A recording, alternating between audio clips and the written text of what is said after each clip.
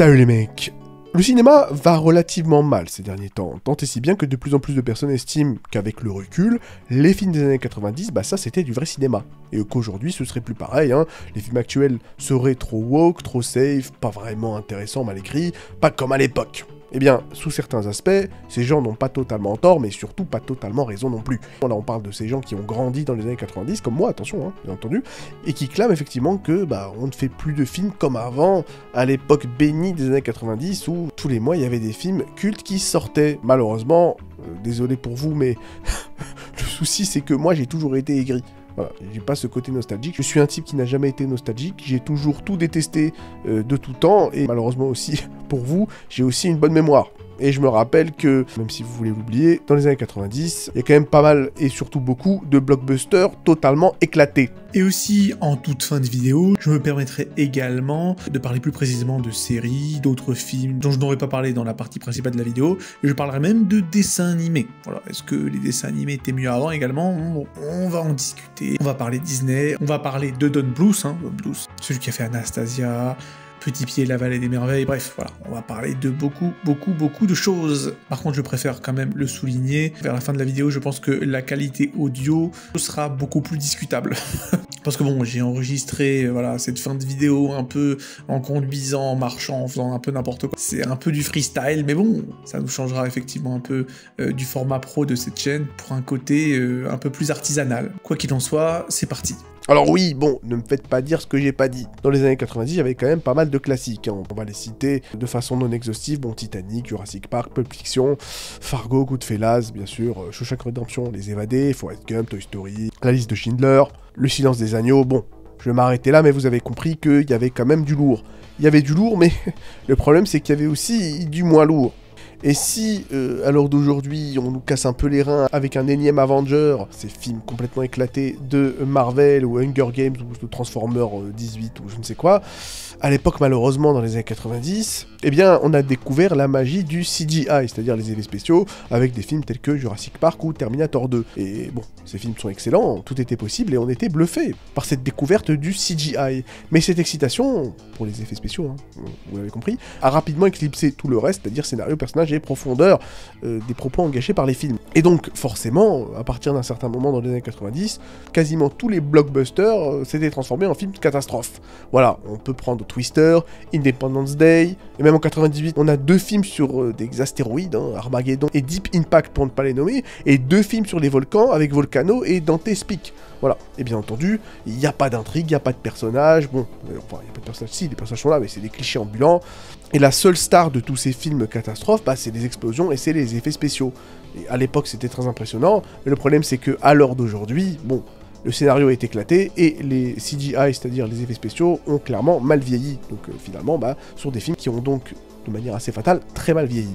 Et un autre problème de cette époque, c'est qu'on a remplacé les héros un peu vénères, un peu testo des années 80 par des espèces de geeks, par des espèces de nerds, mais même pas vraiment dans le bon sens. Pas des geeks cool et drôles à la Big Bang Theory, hein. Non, non, là on parle de caricatures, c'est-à-dire des lunettes, des bégaiements et des personnages plats. On peut prendre Jeff Goldblum dans Independence Day, Matthew Broderick dans Godzilla, voilà, Godzilla 98, attention. D'ailleurs, on peut en parler un peu de Godzilla, une intrigue ridicule, des effets spéciaux qui vieillissent ultra mal, une dernière partie de film qui est donc, on va le dire, un copier-coller, copie carbone de Jurassic Park. En fait, dans tous ces films des années 90, un peu catastrophe, les héros n'étaient pas vraiment là pour inspirer, il n'y avait pas vraiment de développement de personnages, ils n'étaient pas là pour vous faire réfléchir ou même porter un message, non, non. Ces personnages-là étaient là pour survivre, c'était les faire valoir des effets spéciaux. Ils ne battaient pas des méchants, ils ne portaient pas des messages intéressants, non, non. Juste, ils couraient devant des tornades ou des astéroïdes, tout simplement. Et donc, ces blockbusters des années 90 ne vieillissent pas très bien. Parce qu'on va le dire, ils ne racontaient rien, ils étaient uniquement centrés sur la survie des effets spéciaux, sans histoire ni personnage solide, ces films n'ont rien d'intemporel. Et si on prend par exemple un film comme Men in Black, qui est, on va le dire, un très bon film, un bon film, qui était drôle et intelligent, c'est pas un chef-d'œuvre, mais il faut savoir qu'à l'époque, vous vous en rappelez pas, mais moi je m'en rappelle, les gens traitaient ce film comme un chef-d'œuvre révolutionnaire. Le film est sympa, Mais in Black, au-delà du fait d'être original, de tacler des thèmes sympathiques comme l'immigration ou même la place de l'homme dans l'univers, c'est quand même des films qui sont sympathiques, mais bon, ça casse pas 50 pattes à un alien, mais le truc c'est que c'était un truc de fou. Voir des blockbusters intelligents qui avaient des trucs à dire, c'était l'exception à l'époque. Parce qu'à côté, on avait Godzilla et on avait Speed 2. C'était un peu compliqué. Alors qu'aujourd'hui, on va le dire, bon, même si on a quand même beaucoup de films qui sont éclatés au sol, on voit des films qui essaient de prendre un peu plus de risques, hein, des films qui peuvent parfois diviser, mais au moins, hein, ils essaient. Sauf que dans les années 90, beaucoup de films se retrouvaient à être extrêmement fades, répétitifs, et on acceptait ça un peu sans broncher. Et c'est vrai qu'aujourd'hui, bon, voilà, la mode du woke et du progressisme à tous les étages est extrêmement chiante, on va pas se mentir, mais dans les années 90, c'était chiant aussi. Pas pour les mêmes raisons, ça c'est sûr, mais c'était ultra chiant aussi. Et le truc c'est que contrairement à beaucoup de personnes, moi j'ai pas eu l'aine de la nostalgie pour m'empêcher effectivement de voir cette réalité peut-être un peu dérangeante. Parce que bien sûr, voilà, de toute façon on en parlera un peu plus tard dans la deuxième partie de cette vidéo, mais il y a quand même beaucoup de films, beaucoup de séries qu'on essaie un peu d'éclipser. Je veux dire, bon, on va s'éloigner un peu d'Hollywood, excusez-moi, mais en France, Les filles d'à côté, Le miel et les abeilles, Hélène et les garçons, ces séries-là ne sont pas sorties dans les années 2020. Donc voilà, j'ai déjà quand même à en parler, j'en parlerai un peu plus tard dans la vidéo de toute façon. Faut pas oublier qu'à l'époque, dans les années 80-90, il y avait aussi de sacrées bouses. On parlerait même pas d'ailleurs des années 70-80, avec les innombrables films slasher qui n'ont ni queue ni tête. Bref. Quoi qu'il en soit, peut-être que vous vous demandez, bah alors, qu'est-ce qui a permis aux films des années 90, surtout les films de l'été, hein, de retrouver un peu le chemin de la qualité? Alors déjà, il y a plusieurs facteurs qui entrent en jeu. Déjà, le premier, c'est l'Internet. Parce que oui, à l'époque, avant Internet, les retours des spectateurs étaient relativement limités et assez peu fiables. Et d'ailleurs, il y avait ça, il y avait aussi les critiques cinéma. Sauf qu'aujourd'hui, on sait que, voilà, entre les critiques cinéma et les spectateurs, bien souvent, il y a ce qu'on appelle un gouffre. Sauf qu'avec Internet, il y a ce qu'on appelle le feedback, qui vient directement du public aux réalisateurs et aux producteurs, et pas seulement par le bouche à oreille. Tout le monde peut publier en ligne ce qu'il pense d'un film en temps réel. On peut prendre par exemple des films tels que Bruno ou After Earth de notre ami M. Night Shyamalan, qui ont littéralement été détruits par l'effet Twitter, hein, puisque ces films ont effectivement enregistré un bon démarrage le premier jour, et le bouche à oreille d'Internet et de Twitter a été si rapide et si négatif que ces films ont sombré avant même la fin de la semaine. Et ce pouvoir de discussion massive, entre guillemets, via Internet et les réseaux sociaux, a poussé Hollywood à écouter et à ajuster. On peut prendre par exemple la fameuse histoire de Sonic, avec le premier design 3D de Sonic qui était complètement éclaté, et finalement les réalisateurs et les producteurs ont entendu les fans qui ont effectivement dit que ce Sonic était absolument terrifiant et que c'était une créature eldritch et Lovecraftienne, et ils ont changé son design pour le mieux. Et c'était quelque chose qui n'aurait jamais pu être possible dans les années 90. Et en parallèle, Hollywood a aussi compris que le public se lassait toujours des mêmes formules. Et résultat, bah, il y a eu quand même des films tels que Matrix ou Le Sixième Sens, attention, M. Night Shyamalan là aussi, mais là c'est un bon film, contrairement à After Earth, qui ont introduit des idées nouvelles, des twists captivants, qui n'étaient clairement pas la norme des blockbusters de l'époque en fait. Au-delà de ça, et là on va parler effectivement du début des années 2000, il y a les films X-Men et Spider-Man qui sont très sympas et qui d'ailleurs qui n'ont absolument rien à voir avec la catastrophe de Batman et Robin. Le film Batman et Robin d'ailleurs, qui est sorti en 97, donc dans les années 90, et on va dire qu'il est l'un des pires films de l'histoire, et certainement le pire film de super-héros de l'histoire de la galaxie. Voilà, et donc encore une fois, qui est sorti dans les années 90. Je me permets de vous le rappeler une fois encore, voilà, s'il y en avait encore besoin, que dans les années 90, c'était pas que des trucs bien. Voilà. Et en plus de ça, il y a quand même pas mal de concepts presque improbables, hein, comme Pirates des Caraïbes ou Shrek, qui effectivement étaient des idées étranges, donc au début des années 2000, mais qui ont été accueillis à bras ouverts par le public, ne serait-ce que parce que ces films sont originaux. Bon, Shrek, évidemment, est une parodie, on va dire, des plus amusantes des contes de fées, et Pirates des Caraïbes, ça part quand même d'une adaptation d'un manège dans Disneyland, et au final, on obtient quand même une franchise extrêmement lucrative et extrêmement profitable pour Disney. Je pense qu'on peut le dire, la transition a été opérée de fort belle manière. Et en plus de ça, et on va revenir aux années 90, on a Toy Story, évidemment, le premier film entièrement en CGI. Et ça a marqué le début des films Pixar, qui déchireront tout par la suite dans les années 2000 et 2010, qui proposeront des récits, on va dire, des plus incroyables, avec Toy Story 2, 3 et peut-être pas 4, Monstres et compagnie, Le Monde de Nemo. Voilà, chaque année, un nouveau succès, et tout ça, ça se passe dans les années 2000. Et d'ailleurs, toujours pour parler des années 2000, afin de comparer avec les années 90, on a Le Seigneur des Anneaux, qui est quand même un pari énorme, 3 films tournés simultanément, avec un budget colossal, pour un genre, la fantasy, qui, en tout cas à l'époque, avait souvent été un flop au box-office. Pourtant, ces films sont incroyables, et pourquoi ils sont incroyables? Parce que Peter Jackson a misé sur l'histoire, les personnages, et ça a marché, plutôt que sur le CGI, tout simplement. Et voilà, tous les films là que je vous cite, en fait, se sont remis à cibler là où le focus aurait toujours dû être, c'est-à-dire sur les personnages et sur l'intrigue. Puisque les effets spéciaux, même s'ils sont spectaculaires, n'ont pas à être l'unique star d'un film. Et c'est une leçon qu'il faut retenir. Et donc encore une fois, on va pas se mentir, il est tout à fait normal de pointer les faiblesses des films actuels, mais prétendre que c'était beaucoup mieux avant, bah c'est absurde en fait. Voilà. Je tiens à vous rappeler que il y a au moins 5 ans dans les années 90 où la médiocrité était la norme en ce qui concerne le cinéma. Et même dans les comics d'ailleurs. Dans les années 90, il n'y avait pas énormément de bons comics. Hein. Et même si effectivement on dit oui, à l'heure d'aujourd'hui, il n'y a que des suites et c'est de la merde, des trilogies qui s'étirent un peu trop longtemps, des séries de films qui continuent et qui ne veulent rien dire, moi au final, je préfère le Hobbit 3 à Alien 4. Je vais pas vous mentir. Parce que oui, effectivement, il y avait des très bonnes séries à l'époque, mais je suis certain qu'il y en a d'excellentes maintenant. Hein. Je veux dire, nous, maintenant, avec le recul, on va te sortir des Roms, on va te sortir des Oz, des The Wire, des Sopranos. Mais combien de séries de merde comme Friends, des séries des sitcoms éclatées au sol des années 90? Évidemment, on va pas en parler, tu vois.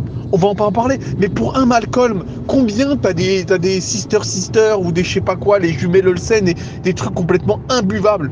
Le truc, c'est qu'à l'heure d'aujourd'hui, les lubies modernes sont chiantes. C'est-à-dire, il faut qu'il y ait des LGBT, nanani, nana. Ok, d'accord. Mais à l'époque aussi, il y avait des lubies chiantes. Moins chiantes qu'à l'heure d'aujourd'hui, mais faut dire la vérité, voilà. Des délires que moi je supporte plus, comme par exemple la série de Jack Reacher. Série de Jack Reacher, pour moi, c'est de la merde en barre. Et c'est typique de ce que moi j'appréciais pas dans les années 90. Tu vois, c'est-à-dire voilà le mec genre gentil mais il est fort, mais voilà c'est le héros silencieux, le héros fort, mais voilà tu vois c'est des tropes qui aujourd'hui on les voit moins. Quand tu vois Jack Reacher, c'est là les mecs qui disent ouais c'est de la masculinité toxique. Moi je m'en bats les couilles, ils peuvent dire que c'est masculinité toxique, le problème c'est pas que ce soit de la masculinité toxique, c'est juste que c'est mal écrit, tu vois. C'est des tropes qui, à l'heure d'aujourd'hui, peut-être il y en a moins, mais les tropes de merde d'aujourd'hui, tu vois, le fait que les acteurs soient moches et tout. Mais à l'époque aussi, il y avait des tropes, mais qui étaient dégueulasses. Le Gary Stu, tu vois, le Gary Stu à la James Bond, mais moi je supportais pas, moi. Je ne supporte toujours pas, hein. Je ne supporte toujours pas ce genre de trope. Moi, je suis certain qu'il y a des séries de dingue, sauf qu'effectivement, on s'y intéresse pas forcément. Ouais, dans les années 80, il va te parler je sais pas, de Retour vers le futur. Mais oui, mais bien sûr, mais c'est avec le recul. Mais quand t'es sur place, t'es dans les années 85, je suis certain, il y a des mecs qui disaient, mais attends, mais c'est de la merde. Pour un Retour vers le futur, t'as combien de mannequins? Mannequin, c'est un film de merde des années 80. Moi, je suis vraiment désolé, hein. Moi, je suis pas d'accord, hein. Je ne suis pas d'accord, hein. Comme je te l'ai dit, j'ai vu un dessin animé de dingue, là, le Chapeauté 2. Mais c'est un truc de fou. Mais quelle qualité de dingue! Un dessin animé DreamWorks, qu'est-ce que j'en ai rien à foutre? Voilà quoi, déjà les Shrek, on a dû me tirer quand j'étais jeune. Et pourtant, tu tombes là-dessus, tu te dis, mais c'est un truc de ouf. Et voilà, ça passe sous le radar de la plupart des gens. Bon, les gens, ils en parlent un peu. Mais la vérité, c'est qu'il y a plein de trucs qui passent sous notre radar. Moi, je suis vraiment désolé. Hein. Il y avait tellement de la merde dans les années 2000, il faut dire la vérité. Combien t'avais des films de merde, Adam Sandler, là. Les films de merde, là. De la merde. Tous les films de Adam Sandler, là, tous les films qui ont suivi la mode Scary Movie, là, les films parodiques, c'était tellement de la merde. Mais franchement, quoi, tu vois, faut dire la vérité. Les Twilight, c'est des années 2000, hein. C'est fin des années 2000, 2007, 2008, hein, Twilight. Faut pas oublier, hein. Faut pas oublier. Non, mais voilà, il y avait beaucoup de merde à l'époque. C'est juste qu'avec le recul, tu dis, ouais, mais il y avait Lord of War. Ouais, dans les années 80, il y avait The Thing. Il y avait The Thing, mais il y avait El Topo. Il y avait El Topo. El Topo, c'est pas sorti dans les années 2020. Hein. El Topo, c'est dans les années 80. Je tiens à le faire remarquer. Donc voilà quoi. Moi, j'oublie pas, moi. J'oublie pas. Les mecs, ils oublient. Ouais, à l'époque, c'était mieux. C'était de la merde comme maintenant. Faut dire la vérité. Tous les films de merde. Mais AB Productions, c'était dans les années 90. AB Productions, Hélène et les garçons, le miel et les abeilles. C'est pas sorti hier, hein. Non mais voilà, il faut remettre les choses dans leur contexte. Le délire de ouais, c'était mieux avant, c'était de la merde avant. C'était de la merde avant et c'est de la merde aujourd'hui pour des raisons qui sont différentes. Donc oui, évidemment, le miel et les abeilles, ça ne peut pas sortir aujourd'hui parce qu'il y a trop de blagues perverses, les femmes sont à poil. Voilà, il y a des blagues racistes. C'est des choses qui ne peuvent pas arriver aujourd'hui. Mais c'était quand même de la merde pour des raisons qui sont différentes. Des tropes qui étaient merdiques à l'époque, et de nouveaux tropes aujourd'hui qui sont aussi merdiques. Donc oui, effectivement, il y avait peut-être un âge d'or des séries au début des années 2000, bah, je suis certain qu'il y a des séries de ouf aujourd'hui, hein. C'est juste qu'on les voit pas, c'est tout. Voilà, il y a Westworld qui est sorti il y a pas longtemps, je l'ai pas vu, apparemment il est très bien, tu vois. The Quarrel, apparemment, c'est très bien comme série. Il y a des séries de ouf qui sortent là aujourd'hui, hein. C'est juste qu'on tombe pas dessus, hein. Parfois, tu tombes sur un film, c'est un truc de ouf, personne n'en parle. Le Chapeauté, bon, les gens en parlent quand même pour le Chapeauté, tu vois. Le Chapeauté 2, je t'ai dit, moi, ça m'a marqué, ça m'a choqué. C'est un dessin animé qui m'a choquax. Je te dis, il y a plein de trucs bien qui sortent aujourd'hui. Il y a plein de trucs bien qui sortent aujourd'hui, les mecs qui se plaignent. Mais écoutez, vous avez Netflix, vous avez plein de trucs, vous avez plein de trucs, vous pouvez regarder ce que vous voulez. Voilà. Il y a 1 milliard de séries, il y en a aujourd'hui plus que jamais. Donc oui, effectivement, 80% c'est de la merde. Mais à l'époque aussi, 80% c'était de la merde. 80% c'était de la merde. Le niveau était merdique à l'époque aussi. Hein. Il y a plein de moments dans le cinéma dans les années 80, 70, 90 qui étaient mais éclatés au sol. Je tiens quand même à faire remarquer que durant les 2 décennies 66-80, il y a eu des centaines de slashers qui sont sortis. Tu vois, des centaines de slashers qui sont, pour 98% d'entre eux, complètement inintéressants. Pour un vendredi 13, t'as combien de massacres à la colonie de vacances 38? Tous les slashers des années 80, mais c'était explosé. Et en plus, il n'y avait pas du tout les tropes à l'heure d'aujourd'hui. Dans tous les slashers des années 70-80, il y avait des femmes à poil partout. Ça n'enlevait pas que c'était éclaté. Bon, il y avait ça. Il y avait dans la décennie 90, surtout vers la fin des années 90, tout ce qui est les films catastrophes. Je sais pas moi, Twister par exemple, tu sais, avec les tornades, les films dans les avions, les films catastrophes quoi, les films catastrophes. Mais c'était écrasé au sol ça. Il y avait que ça. Tous les étés, ça veut dire des années 95 jusqu'à 98-2000, tous les étés, il y avait genre 30 films catastrophes qui sortaient par été. Mais c'était pas possible. Ce n'était pas possible. Mais ça, les gens, ils oublient. Voilà, ils te parlent des années 90, ils vont te parler des super films, bon. Ils vont te parler d'un Fight Club, ils vont te parler d'un Matrix, ils vont te parler de ces films-là. Ils vont te parler d'un Dark City. Vous vous rendez bien compte que là, vous me parlez de 10 films, là. Et tu dis, ah, c'était mieux avant. Eh, cassez-vous. Il y avait plein de films de merde à l'époque, il y a plein de films de merde à l'heure d'aujourd'hui, sauf qu'à l'heure d'aujourd'hui, vu qu'il n'y a pas de nostalgie, vous les regardez avec vos yeux d'adulte, et vous rendez compte enfin que la majorité de tout, c'est toujours de la merde. Mais ça c'est partout en fait. C'est la mode partout. Dans n'importe quelle discipline, que ce soit les jeux vidéo, que ce soit les films, que ce soit la peinture, que ce soit n'importe quoi, tu vois. Dans les livres, peu importe. 80% minimum, c'est de la merde. C'est comme ça. Et il faut aller chercher la substantifique moelle des 20%. Si ce n'est les 15 ou même parfois 10%. Et les mecs qui se réveillent en 2023, c'est de la merde. Bah oui, mais bravo les mecs. Votre réveil, je crois qu'il marche pas terrible. Hein. Parce que si c'est en 2023 que vous vous réveillez, autant continuer à dormir. Et les mecs sont là, ouais, Marvel c'est de la merde. Ouais, mais Marvel c'est de la merde. Je tiens quand même à vous faire remarquer que dans les années 60-70, le nombre de westerns américains éclatés qu'il y avait, 80% des films c'était des westerns. À l'heure d'aujourd'hui, on te dit, ouais, 80% des films c'est que du Marvel. C'est que des films de super-héros. Bah à l'époque, 90% c'était que des films de western et on en avait pour 30 ans. Donc, et c'est un fan de western spaghetti qui parle. Hein. Certains animateurs, et Don Bluth tout particulièrement, n'avaient littéralement aucune race. Parce que c'est quand même abusé. Il faut savoir que, à une époque, comment dire, il y a une époque, je te parle des années, dès les années 1940, hein, que la philosophie déjà des mecs de Disney, c'était, écoute, on peut faire en sorte que nos dessins animés soient le plus dark possible. Il y a des moments qui étaient, mais hardcore, quoi. Hardcore. C'était un truc de fou. Pinocchio, la scène où il y a le gamin qui se transforme en âne, mais MDR. Mais MDR, ça a marqué des générations, ça. Tu vois. Et tu te dis, bon, mais comment ça passe, ce genre de choses? Tu te dis, bon, tu sais, quand t'as 20 ans, t'en bats les steaks, mais tu sais, quand t'as 5-6 ans, c'est des trucs, ça te marque à vie. Et tu te dis, mais comment c'est passé? En fait, le truc, c'est quoi la philosophie? C'est, on peut marquer autant on peut mettre n'importe quoi dans nos films, on peut marquer les gamins, on peut rien à foutre. À la fin, si ça se termine bien, ça passe. Et effectivement, à partir du moment où ça se termine bien, les enfants derrière, ils sont marqués, et à vie, et il n'y a aucun souci. Tu prends par exemple Bambi. Voilà, Bambi, même, je sais même pas si t'as vu Bambi, mais tu connais le fait que la mère de Bambi meurt, je pense pas que c'est un spoil, ce soit un spoil, enfin voilà quoi. Et les mecs, ils ont les steaks. Et Don Bluth, lui, c'est un mec qui était un peu le rival hein, de Disney dans les années 80-90, surtout 80, parce que même s'il a fait pas mal de films d'animation 90, ils ont quasiment tous floppé. Voilà, à part Anastasia. C'est lui qui a fait, tu sais, le dinosaure, là, Petit Pied, c'est lui. Il a fait Fievel, c'est l'espèce de rat, là, qui s'enfuit de Russie, c'était censé représenter les pogroms juifs et tout ça, bref, voilà. C'est là où tu vois effectivement les thèmes de ouf que Don Bluth tacle dans ses films, tu vois. Il a fait plein de films qui sont très très connus, de ma génération en tout cas. Et lui, il avait aucune race, dans le sens où, je suis en train de revoir les films, c'est chaud. Non seulement c'est violent, mais genre violent de ouf, mais surtout, on va dire la vérité, et on va dire les termes, la sexualité.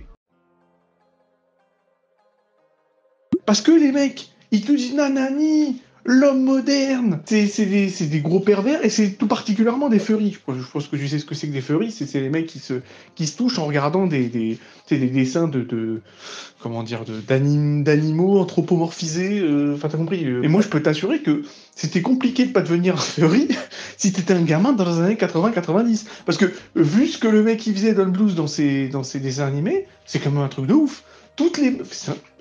Bonnet, parce que je veux dire, c'est un truc de dingue. En tant qu'adulte, moi je vois ça, je dis, attends, tu montres ça à des gamins? Ils en avaient rien à foutre. Ils avaient aucune race. Ils avaient aucune race. Je dirais même dans les années 80, quoi. Dans les années 80, avec par exemple Roger Rabbit, après tu me diras, c'est pas forcément pour les enfants, mais voilà, c'est Jessica Rabbit. Il y avait que ça, il y avait que ça. Il y avait que ça dans tous les dessins animés de Don Bluth. Tu disais, mais what? Ils étaient pas censurés. Ils étaient pas censurés. Tu vois, ils n'étaient pas censurés parce qu'ils partaient du principe qu'à partir du moment où il y avait une fin heureuse, il n'y a rien qui bouge. Et donc les mecs, ils te disent oui, ils ont fabriqué une génération de dégénérés, mais je peux t'assurer que les choses sont beaucoup plus dégénérées à l'époque avec les délires Don Bluth que maintenant avec Internet et le no-port. Au moins, le no-port, t'as au moins, je sais pas moi, 11-12 ans avant de tomber là-dessus. Allez, 14, on va rester généreux. Alors que on te mettait devant du Don Bluth depuis que t'es tout petit, quoi. Moi, je les ai quasiment tous vus quand j'étais jeune, mais c'est normal parce que quand t'es un gamin dans les années 90, tes parents, ils ont pas 30 000 choix. Hein. Soit ils te mettent un Disney, soit ils te mettent un Don Bluth, en sachant en plus que tous les parents savaient même pas que c'était Don Bluth, en fait. Ils savaient que tous les Disney sont produits par Disney, évidemment, mais quand ils te mettent un dessin animé Don Bluth, les parents, ils savent pas que All Dogs Go to Heaven, c'est le même mec qui a fait American Tail ou Land Before Time, tu vois. Et il faut savoir que la plupart de ces dessins animés, enfin, je veux dire, c'est chaud. Les mecs, ils te parlent de thèmes, vraiment. Tu sais, tu vois, dans The Land Before Time, si tu l'as vu, il y a la daronne du gars qui meurt dans les 20 minutes. Secret de Nîmes, j'en parle même pas. Le Secret de Nîmes, j'en parle même pas, mon frère. Ça parle d'un laboratoire qui fait des expériences sur des rats. Tu vois des rats qui se prennent des aiguilles, frère, on dirait ils se prennent de l'anavar. Tu comprends même pas. L'autre avec le coq, la Rocadoodle, non, mais c'est un oport. Rocadoodle, c'est un oport, faut dire la vérité. Rocadoodle, c'est un oport, ce truc. Moi, je comprends pas. Hein. Voilà, American Tail, c'est American Pie. American Pie. Non, mais genre, tu montres ça à des enfants. Et les gens, ils te disent, ouais, les jeunes d'aujourd'hui, ils n'ont pas d'enfance comparé aux gens des années 90. Je suis tellement pas d'accord. Je veux dire, écoute, moi, je préfère 1000 fois me construire sur du, je sais pas moi, Minecraft ou j'en sais rien, tu sais, Five Nights at Freddy. Même, je t'assure, Five Nights at Freddy, je pense que ça doit te choquer bien moins, en fait. Hein. Enfin, c'est émotionnel de ouf. Alors que tu sais, Five Nights at Freddy's, bon, il y a juste des jumpscares. Enfin, dans American Tail, tu vois limite, tu sais, un gamin qui se fait limite torturer, tout ça, qui perd sa famille. Land Before Time, tu vois un gamin petit pied qui, sa mère, elle se fait tuer sous ses yeux. Enfin, c'est chaud quand même. En plus, c'est long, tu vois la mère en train de crever. C'est chaud. Mon Rocadoodle, c'est un emport. Et le secret de Nîmes, c'est genre violent, quoi. C'est pas les mousquetaires, quoi. Tu vois, ils se battent dans la boue, patates dans les yeux. Enfin, je veux dire, c'est... Voilà, quoi. Tu vois. Et c'est pas comme le tombeau des Lucioles où dès le début, tu vois des bombes nucléaires, nanani. Tu sais où tu mets les pieds. Non, au début, tu vois, c'est des petits rats, il y a des chansons, nanani.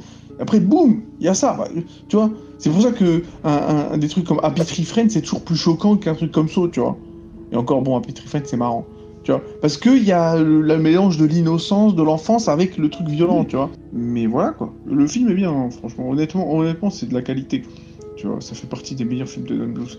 Mais quand même, pas les enfants. Heavy Metal, c'est un truc sorti dans les années 80 qui est ultra choquant, ultra sanglant. Mais je dis rien sur Heavy Metal parce que c'est pas pour les enfants, justement.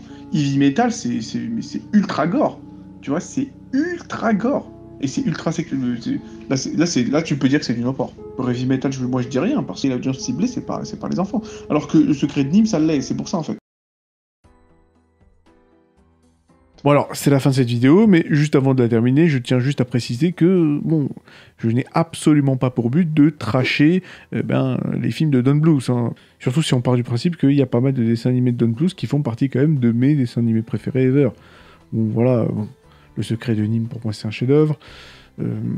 Charlie, mon héros, il me semble, c'est ça en VF. En VO, c'est All Dog Go to Heaven. Bref, c'est peut-être l'un des premiers dessins animés que j'ai vus. Bon, quand j'étais petit, je comprenais rien. Mais c'est vrai qu'en le revoyant, je me suis dit, putain, waouh.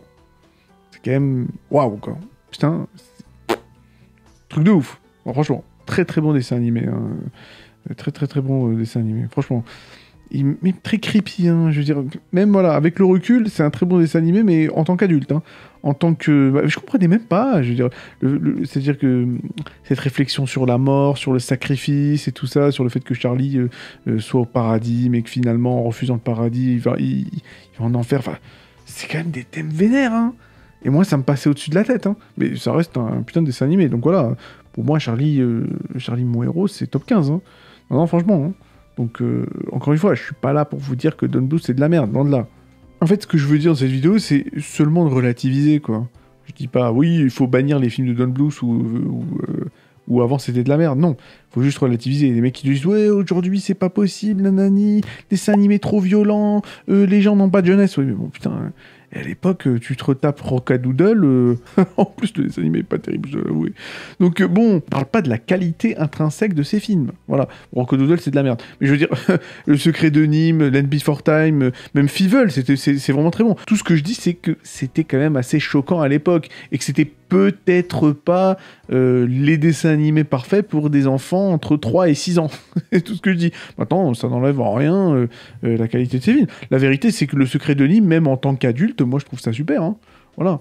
C'est juste que, en ce qui me concerne, tu montres Le Secret de Nîmes à même un gamin qui a 8-9 ans, mais il va pas comprendre.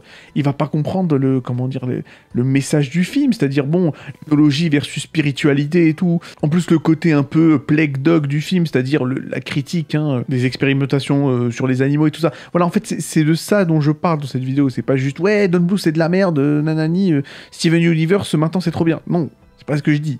Voilà, juste pour être certain, j'espère que... Parce que je sais que dans les commentaires, les gens vont m'attraper par le callback, et ce sont des gens qui ne vont pas attendre jusqu'à la fin de la vidéo. À la limite, je peux pas vraiment leur en vouloir, parce que c'est vrai que la qualité audio de mon intervention est dégueulasse, surtout au début.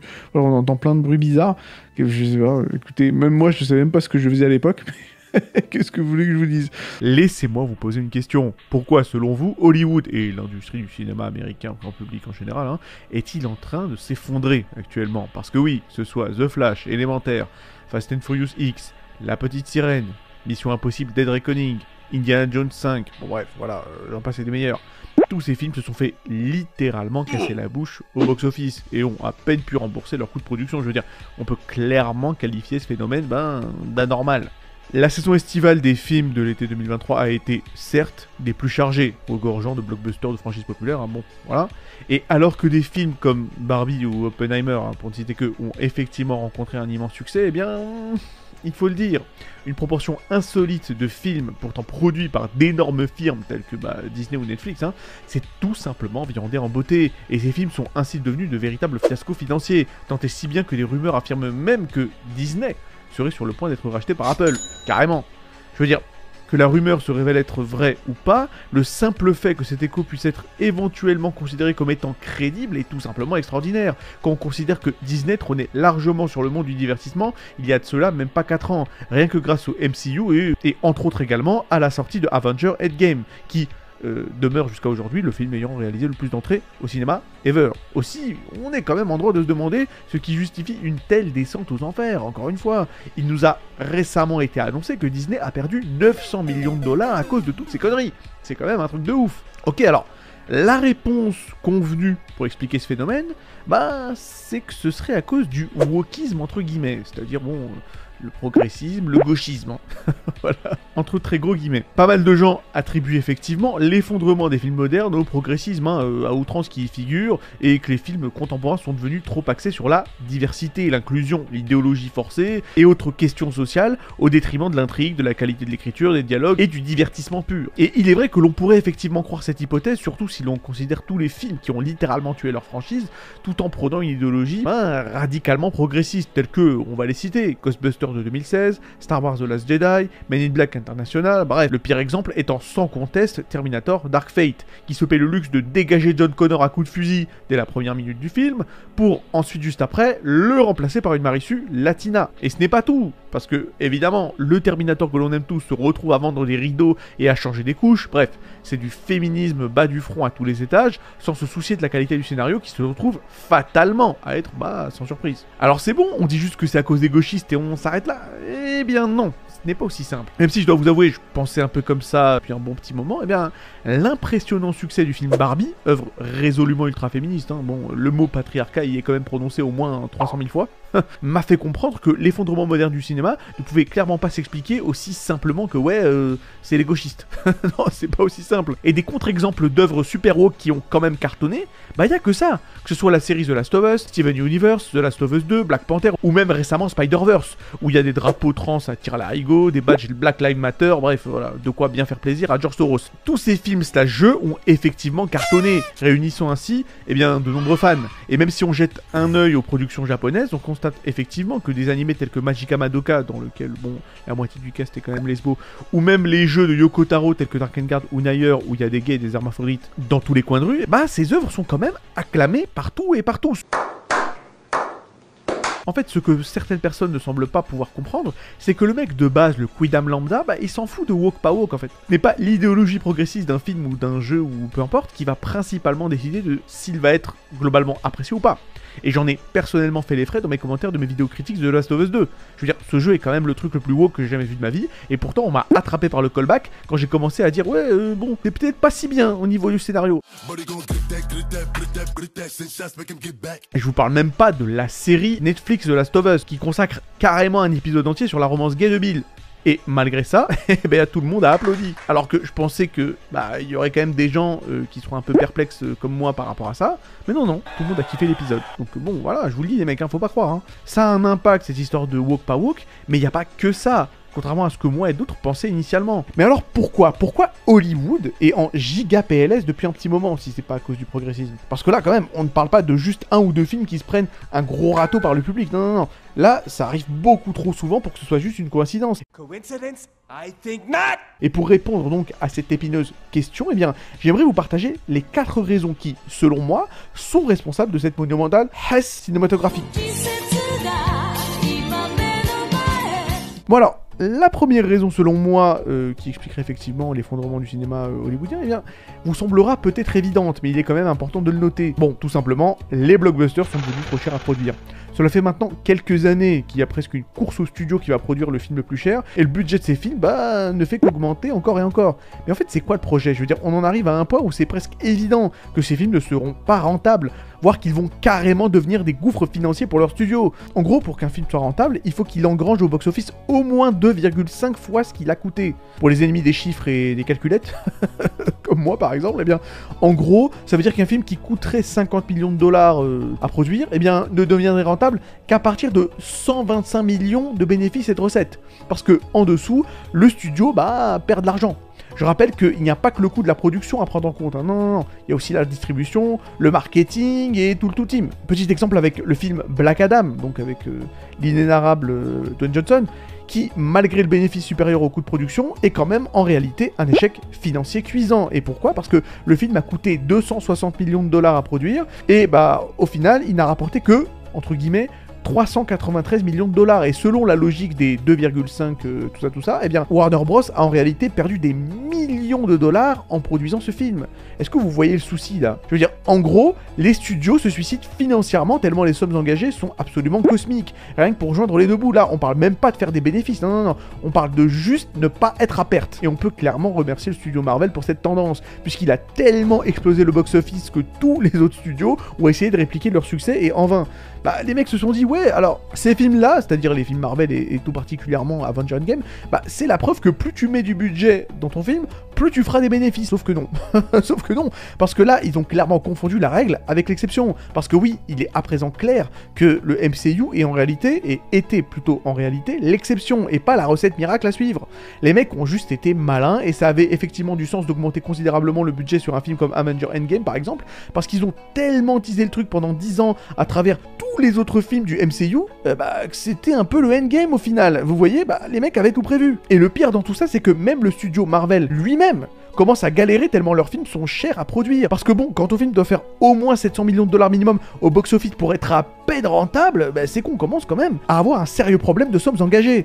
Non mais imaginez le truc, il y a quand même des films qui ont rapporté plus de 800 millions de dollars et qui ne sont toujours pas rentables, ou alors vraiment au ras des pâquerettes. C'est complètement con, en réalité c'est même lunaire. Faut se calmer là, faut se calmer les studios là, je vous le dis. Hein. Les mecs sont tellement avides de fric et de péter les records de Marvel qu'ils se tirent financièrement une balle dans le pied. Je sais pas comment le dire autrement. Homer, c'est des dinosaures. Homer, c'est des putains de dinosaures. Bon allez, seconde raison qui explique en partie l'effondrement du cinéma grand public, et celle-là va peut-être vous surprendre, mais en fait le truc c'est qu'il y a trop de blockbusters. Pire, on est complètement et clairement dans une ère de, entre guillemets, quantité au détriment de la qualité. Bon allez, petit quiz pour les cinéphiles, est-ce que vous savez pourquoi on appelle un blockbuster justement? En fait, pour répondre à cette question, revenons dans le passé à l'été 1975 pour être exact. C'est à cette période que sort Les Dents de la Mer de Spielberg. Bon, Les Dents de la Mer est un immense succès, au point où il y a des kilomètres de fil aux entrées des cinémas américains. A.k.a. les blocs, c'est-à-dire les allées, sont bouchés, se retrouvent bouchés par tous ces gens qui veulent voir le monument populaire qui était donc les Dents de la Mer, et d'ailleurs qui est toujours les Dents de la Mer. Ce phénomène recommence ensuite en 1977 à la sortie du premier Star Wars. Et là, bon les mecs se disent qu'il serait peut-être temps de nommer le truc. Voilà, ces films de l'été qui déchaînent les passions au point de se taper des heures de file d'attente pour les voir. Et donc ainsi est née l'expression blockbuster. Ok, alors, est-ce que vous voyez où je veux en venir ou pas? Donc 1975, 1977, bon, en gros, un blockbuster à la base, c'est censé être rare. Jusqu'à ces 10 dernières années, il y avait, allez, peut-être 1 ou 2 blockbusters dans l'année, si tout va bien. La sortie de ces films-là, eh bien, c'était l'événement de l'année, donc forcément, les gens se pressaient dans les salles pour ne pas les rater. Et c'est là que le Marvel Universe, donc le MCU, est arrivé, et a débuté la plus grosse compétition ever de quel studio pourra faire le plus rapidement faillite. En gros, et pour faire simple, tous ces studios veulent à présent que chacun de leurs films devienne un blockbuster, et ils les sortent à n'importe quel moment de l'année, et plus seulement en été. Mais quand on a un qui sort tous les mois, ça a plus d'intérêt. Rien que le mois de mars de cette année, c'est-à-dire en 2023, on a eu Creed 3, Scream 6, Shazam 2, John Wick 4 et Donjons et Dragons. On parle quand même de 5 films au coût de production massif qui sont tous sortis le même mois. Je veux dire, si on est un citoyen lambda, on n'a ni le temps, ni les moyens, ni l'envie, ni ce que vous voulez, d'aller 5 fois au cinéma dans le même mois pour tous les voir. Si tu sors un blockbuster toutes les semaines, en fait, à partir d'un certain moment, les gens n'en ont plus rien à foutre. Ça devient tout simplement banal. On est passé du film de l'année au film de la semaine, limite. Les studios se foutent carrément des bâtons dans les roues eux-mêmes. À un moment, faut quand même dire les termes. Cela dit, avant d'aller plus loin dans notre vidéo, j'aimerais quand même vous parler de 2-3 petites bricoles qui sont quand même un peu importantes. Déjà, si vous ne le saviez pas encore, je suis également actif sur d'autres plateformes que YouTube, et donc pour rester connecté avec Yaginalyse en dehors de mes vidéos hebdomadaires, vous pouvez me retrouver sur Instagram, TikTok, Twitter, réseaux sur lesquels je poste au moins une fois par jour. Et oui.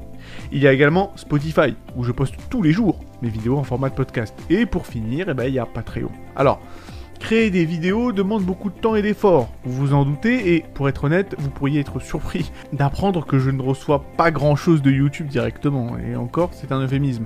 Et c'est là que votre soutien peut tout changer, parce que si vous avez les moyens et l'envie de m'aider à continuer cette aventure qui Yaginalyse, mon Patreon est l'endroit où vous pouvez vraiment faire la différence. En tant que membre Patreon, vous contribuez à soutenir mon travail et à m'aider à relever les défis qui accompagnent la création de contenu de qualité. Et surtout au rythme d'enfer qui est le mien. Évidemment, pour vous remercier de votre soutien, je propose quelques avantages exclusifs, comme l'accès à mon serveur Discord privé, et également un accès en avant-première de mes vidéos, une semaine à l'avance. Donc voilà, vous pourrez voir mes vidéos une semaine à l'avance, avant qu'elles ne sortent sur YouTube, bon, c'est toujours ça de prix. Et pour finir quand même, je tiens à souligner que votre soutien ne passe pas inaperçu, chaque contribution, peu importe la taille, me rapproche un peu plus de mes objectifs créatifs. Si ce n'est pas dans vos moyens, évidemment, voilà, ça pose aucun problème, voilà. Le simple fait de regarder mes vidéos est déjà de toute façon une grande source de soutien. Et c'est sur ces mots que l'on va revenir à notre sujet du jour.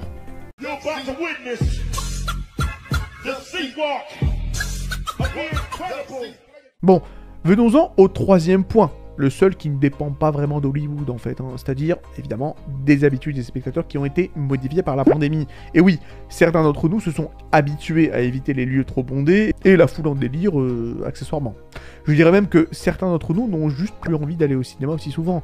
Bah ouais, comme dit précédemment, flemme d'aller voir un blockbuster par mois, ou même plusieurs blockbusters par mois. Hein. Bon, les gens deviennent de plus en plus sélectifs sur les films qu'ils vont voir, donc on a un effet blockbuster des blockbusters qui se crée. Et c'est pas que la foule en réalité, c'est aussi le prix du billet qui a ridiculement augmenté, ce qui refroidit forcément les spectateurs que nous sommes. Entre l'inflation et le besoin de rentabiliser des films toujours plus coûteux, eh bien ça commence à coûter la blinde d'aller au cinéma.